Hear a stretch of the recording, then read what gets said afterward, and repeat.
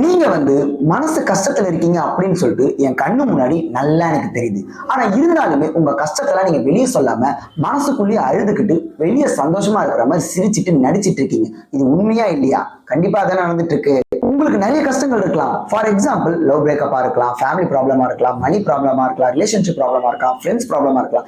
இப்படிப்பட்ட கஷ்டங்கள் எல்லாத்தையும் நீங்க யாருக்கிட்டயுமே சொல்லாம நைட்டு தனியா உட்காந்து நீங்க அழுதுட்டு இருப்பீங்க. உங்களோட அழுகையும் சோகமும் யாருக்கு தெரியுமா அதிகமா தெரியும்? உங்களோட தலகாணி பெட்ஷீட்டுக்கு தான் அதிகமா தெரிஞ்சிருக்கும். நான் சொல்றது கரெக்டா தானே சொல்லிட்டு இருக்கேன்?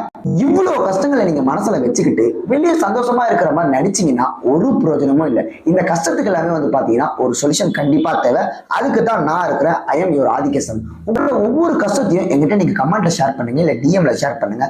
நான் பாத்தீங்கன்னா என்னால முடிஞ்ச ஹெல்ப் உங்க கஷ்டத்தை சால்வ் பண்றதுக்கு உங்களை டிப்ஸ் அண்ட் அட்வைஸா இந்த வீடியோ மூலியமாவும் ரீல் மூலியமா நான் உங்களுக்கு ஷேர் பண்ணிட்டு இருக்கேன். இந்த வீடியோ பார்த்துட்டு இருக்க நீங்க எதனா கஷ்டத்துல இருந்தீங்கன்னா கண்டிப்பா நம்ம வீடியோ தொடர்ந்து பாத்தீங்கன்னா இனிமே எந்த ஒரு கஷ்டத்துல நீங்க இருக்க மாட்டீங்க. அதுக்கு நான் கேரண்டி.